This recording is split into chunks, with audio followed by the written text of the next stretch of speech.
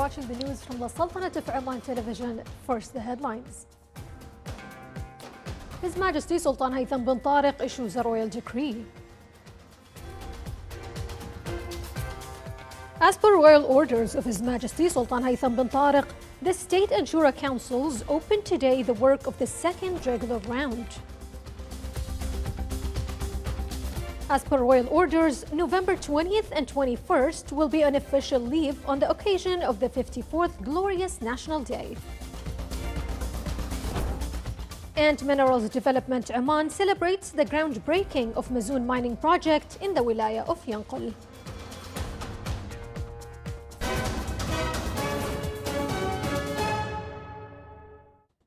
Those were the headlines. Now for the news in detail. His Majesty Sultan Haytham bin Tariq issues a royal decree number 58/2024 on the issuance of media law. Article 1 enacts provisions of the attached media law. Article 2, the Minister of Information shall issue the regulations and decisions required to implement the provisions of the attached law. Until such decisions are issued, the existing regulations and decisions shall remain in effect in a way that does not contradict with the provisions of the attached law.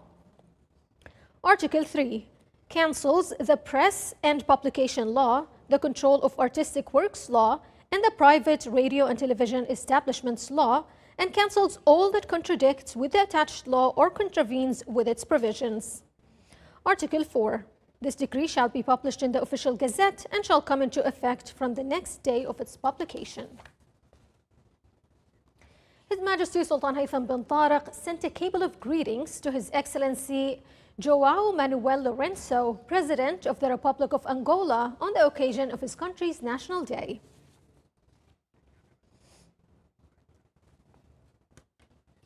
The Ministry of Information affirmed that Royal Decree number 58/2024 issuing the media law reflects the keenness of His Majesty Sultan Haytham bin Tariq Al Said to enable the media and media professionals to play a constructive and pivotal role in the Sultanate of Oman. His Excellency Dr. Abdullah bin Nasser Al Harrasi, Minister of Information, stated that the newly issued law is in line with the objectives of Oman Vision 2040 and the changes and advancements in the media and the impact of modern technologies in electronic media, and promotes its message by maintaining objectivity, honesty, non-bias, freedom of opinion and expression in accordance with the basic statute of the state, upholding the values of citizenship and reinforcing a sense of belonging. His Excellency added that the law guarantees the rights of media professionals, regulates the media profession, and sets control for practicing media activities and mechanisms for activities related to artistic works and publications. Expressing confidence in the law's impact, His Excellency added that it will propel Omani media to new heights, marking the beginning of a new chapter that will support its national and cultural mission, aligned with Oman's aspirations and vision for a renewed renaissance. As per royal orders of His Majesty Sultan Haytham bin Tariq, the State Council opened today the work of the second regular round of the 8th term 2023 till 2027 of the Council, in accordance with the provisions of Article 38 of the Council of Oman Law. The Council discussed a number of proposals and studies submitted by the permanent committees that it intends to study during the current 8th term. It also reviewed a number of responses and reports related to the Council's work, including the Council of Ministers' response regarding studies of legislative and regulatory controls for e-commerce and the arts, and their role in supporting the national economy and spending efficiency in the Sultanate of Oman. The meeting was chaired by His Excellency Sheikh Abdul Malik bin Abdullah Al Khalili, Chairman of the State Council.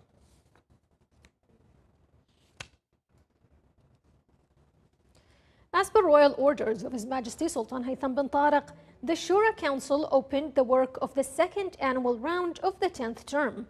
During the session, the Council approved the draft law on special economic zones and free zones referred by the government. The session was chaired by His Excellency Khalid bin Hilal Al Ma'wali, Chairman of the Shura Council.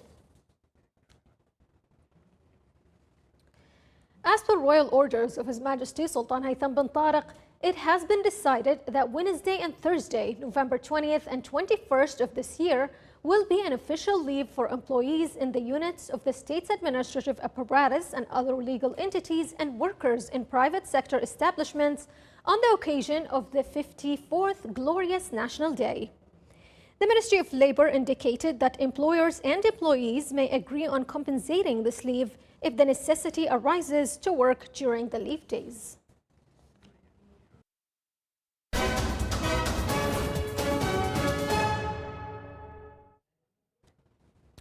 To enhance copper production and establish the Sultanate of Oman as a strategic center for producing high-quality copper concentrates, Minerals Development Oman celebrated the groundbreaking of Mazoon mining project in the Wilaya of Yanqul. More details in the following report. In a strategic move to enhance copper production and meet the needs of both local and international markets, and to establish the Sultanate of Oman as a strategic center for production of high-quality copper concentrates, Mazoon Mining Company, owned by Minerals Development Oman, celebrated laying the foundation stone for Mazoon Copper Project in the Wilaya of Yanqul of Al-Dhahira Governorate to become the largest integrated project for producing copper concentrates in the Sultanate of Oman, spanning an area of 20 square kilometers. This project is a groundbreaking and a major milestone in the exploration and production sector for the company. It's concerned with the mining of ore copper from Wilayat of Yanqul in the Dhahira region. We have confirmed reserves of about 23 million tons of ore in this area coming out of 5 open pits. We are constructing a processing plant at this particular site that has the processing capacity of about 2.5 million tons of ore every year, which puts so far the project life at about 10 years. The project includes 5 open pit mines with reserves estimated at 22,900,000 tons of copper ore, in addition to the construction of an ore processing plant covering an area of 56,000 square meters, with a processing capacity of up to 2,500,000 tons annually and a production capacity of 115,000 tons annually of copper concentrate, with a purity of about 21.5%. The concentration of the processing plant is scheduled to begin in the first quarter of next year, with an aim of starting actual production of the concentrates in the first quarter of 2027.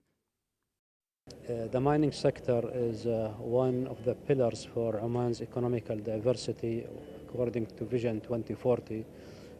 What distinguishes this sector is that it requires some patience and long time to do a lot of exploration work before we can book what we can say a commercial reserve, which means it's the volume, the quality and the quantity and the cost of production are economical to compete in the international market. Mazoon Copper Project places significant emphasis on environmental sustainability by using advanced technologies in managing operations at the mines and the processing plant, reaffirming its commitment to the highest environmental standards. The project also enhances local content by supporting social and economic investment within the local community in the Wilaya of Yanqul. His Excellency General Sultan bin Mohammed Al-Na'mani, Minister of the Royal Office, received His Excellency Salah ad-Din Al-Hajj Mohammed Al-Kando, Ambassador of the Republic of Sudan to the Sultanate of Oman. During the meeting, developments in the Sudanese crisis and regional and international efforts to resolve it were discussed, as well as a number of current issues on regional and international arenas, and the good relations between the Sultanate of Oman and the Republic of Sudan were emphasized. His Excellency General Sultan bin Mohammed Al-Na'mani, Minister of the Royal Office, also received in his office His Excellency Nabil Hajlawi, Ambassador of the French Republic to the Sultanate of Oman. During the meeting, They discussed the bilateral relations binding the Sultanate of Oman with the French Republic and ways to enhance them to achieve the interests of the two countries.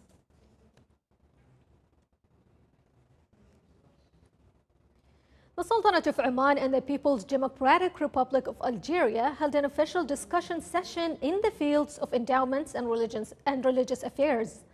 During the session, the Hajj and Zakat systems and the management of mosques and endowments were reviewed. The Algerian side was informed of strategic visions on how to manage mosques and endowments in a way that ensures their sustainability and enhances the role in serving society. The two sides stressed the importance of investing these institutions in spreading religious and humanitarian values and strengthening social ties. The Omani side was headed by His Excellency Dr. Mohammed bin Saeed Al Ma'mari, Minister of Endowments and Religious Affairs, while the Algerian side was headed by His Eminence Sheikh Dr. Mohammed Al Ma'moun Al Qasimi Al Hassani, Minister of State and Dean of the Great Mosque of Algeria. Still to come in our news bulletin. After 4 years fishing ban, the fishing season for abalone starts.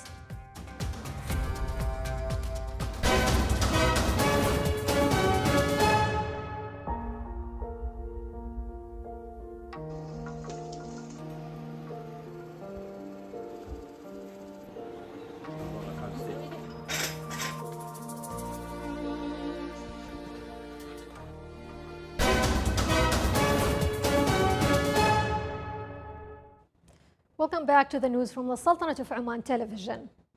The Ministry of Transport, Communications and Information Technology announced that the completion rate of the Eastern Expressway dual carriageway project for the second part of the second phase, Al Kamal Sur in South Al-Sharqiya Governorate, has reached 14%.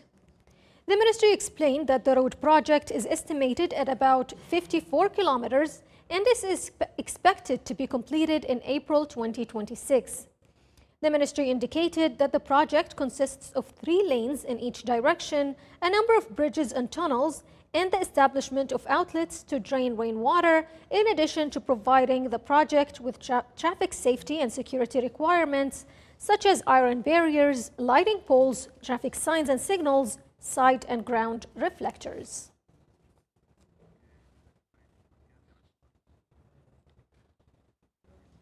On this topic, His Excellency Engineer Saeed bin Hamoud Al Ma'wali, Minister of Transport, Telecommunications and Information Technology, explained the current progress of the Al Kamal Sur Road project as it has reached 14%, moving 7% ahead of the current schedule. The minister added that the ministry has also other projects in the Governorate of South Al-Sharqiya, including a roundabout in the Bilad Sur and road renovations in the wilaya of Wadi Bani Khalid and Al Kamil village.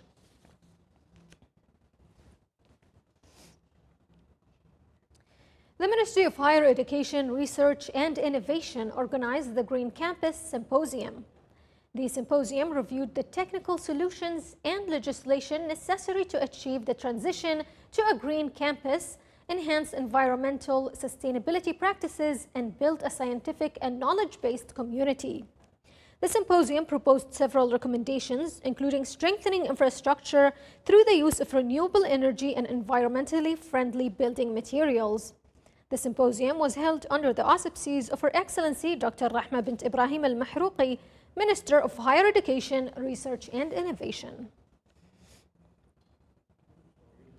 Oman Energy Institute celebrated the launch of its new identity at its main office in Sultan Qaboos University.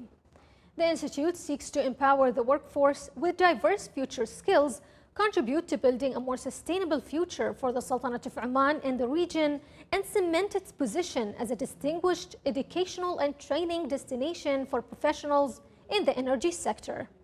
The ceremony was held under the auspices of His Excellency Engineer Salim bin Nasser Al Aufi, Minister of Energy and Minerals.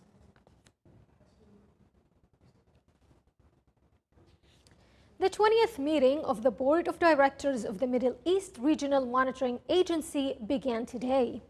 The meeting, which is hosted by the Sultanate of Oman aims to follow up on the outcomes of the 19th meeting and the recommendations and decisions of the 21st meeting of the Regional Group for Planning and Implementation of Air Navigation in the Middle East. The meeting discusses the responsibilities and tasks of evaluating the performance of air navigation in the Middle East region and reviews the necessary information on the program to reduce the minimum vertical separation between aircrafts, in addition to monitoring safety levels at the horizontal level for aircraft's flight to reduce the safe distance separating aircrafts vertically. The University of Technology and Applied Sciences in Muscat inaugurated today its first research week to foster connections within and beyond the academic realm. The opening ceremony was presided over by His Excellency Sayyid Ibrahim bin Saeed Al Busaidi, Governor of Musandam. Here's a report. To foster innovation and collaboration in Oman's research landscape, the University of Technology and Applied Sciences in Muscat inaugurated its highly anticipated Research Week, setting an inspiring tone for advancing research and innovation nationwide. The 5-day event commenced with an opening ceremony that celebrated the achievements of local researchers and underscored the vital role of collaborative research in addressing national priorities. The University of Technology and Applied Sciences is going through a makeshift. Basically, right now we are more into research because we have a number of objectives and a number of targets that we need to hit in the near future. For example, we have the QS ranking, and you cannot go to the QS ranking, the world ranking, and any other ranking as well, unless if you have a decent number of publications. And we are also going for master's degree. We are launching the master's degree next semester, and all of this requires that our staff to be empowered to do their research. So it's part of the event today, and all of this week basically to give more incentives for our staff. Leading experts came together for an engaging panel discussion titled Advancing Research in Oman, Potential and Challenges, where they explored the future of research. The panel highlighted the importance of collaboration among academia, government and industry, stressing the necessity of establishing high-impact research centers to effectively tackle national challenges. Participating in the panel discussion, we'll be discussing the challenges that faces research in Oman and the potential to overcome these challenges, and also to increase the performance of Oman in the international Global Innovation Index by identifying the gap between the Oman performance and the top 20 performers in this Global Innovation Index, and to identify the potential to uptake research from knowledge production to knowledge utilization, and also to knowledge production at the industrial scale.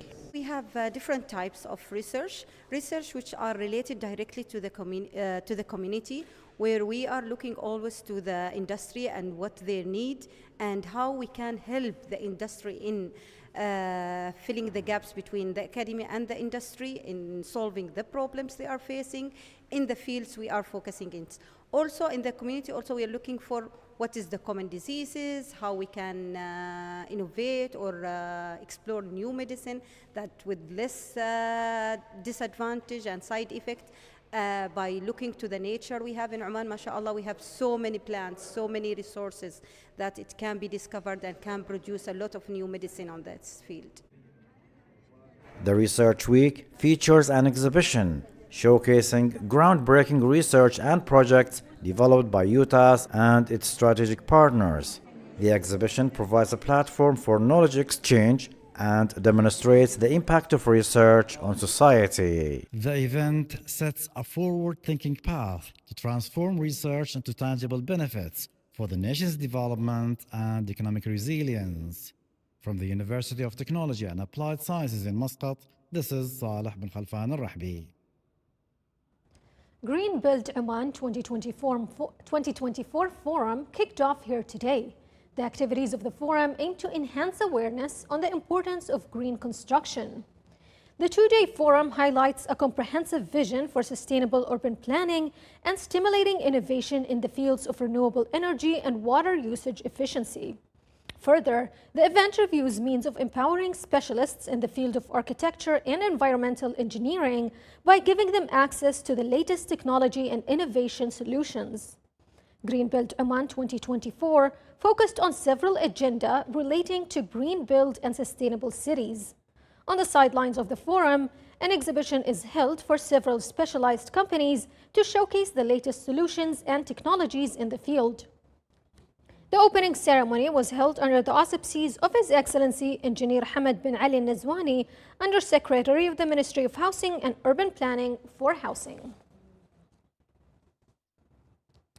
After 4 years of the Abalone fishing ban, the fishing season for abalone began and will continue for 10 days in an effort to sustain the natural growth of this type of fisheries. The Ministry of Agriculture, Fisheries and Water Resources banned fishing abalone to allow the national recovery of this source, as it has become scarce in many places around the world. The Ministry of Agriculture, Fisheries and Water Resources monitors the diving sites in the wilayas of Sadah and Marbat to ensure that no violation is committed during the fishing season, which include diving without a permit or using flashlight. It is worth mentioning that the East Asian markets are the largest importers of abalone. The price for abalone in the local market ranges from 50 to 55 Omani riyals per kilogram.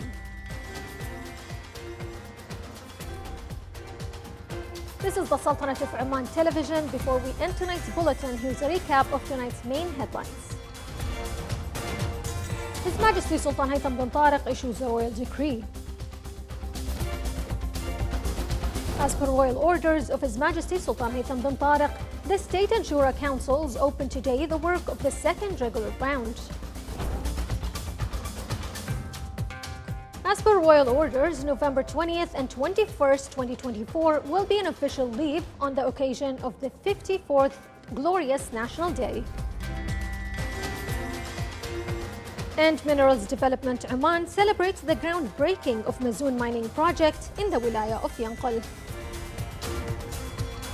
With that, we come to the end of tonight's bulletin. From all of us here at the newsroom and the studios, it's good night, and until next time.